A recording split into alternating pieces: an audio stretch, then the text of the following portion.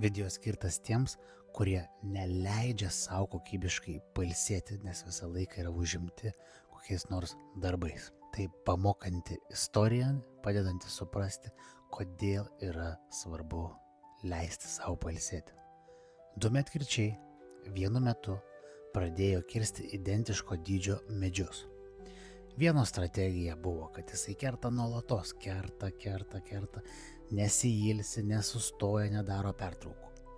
Antrojo medkirčio strategija buvo apie 40 minučių kirsti medį, o paskui apie 15-10 minučių pailsėti, pasėdėti ir pailsėti.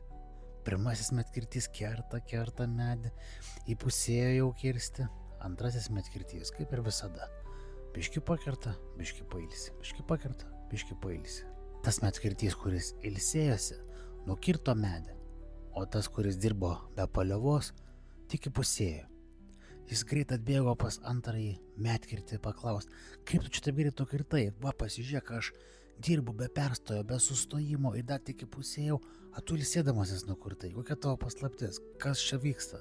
Tas medkirtys, kuris ilsėjosi, atsako, aš nežinau, dirbu kaip visą laiką, aš apie 40 minučių padirbu, paplušu, o paskui pasėdžiu ir vėl dirbu. Taip ir darau. Pirmasis medkirtys susimastė, o tai ką tu, sako, kaip taip gali būti, taip negali būti, kažkokia yra paslaptis. Matai, sako, aš besėdėdamas dar ir savo kirvuką pagalandu. Istorijos idėja tokia, kad pailsėjus, skyrus savo laiko atsistatyti, atsigauti, gali darbus padaryti daug kokybiškiau, daug lengviau ir paprasčiau. Sėkmės jums.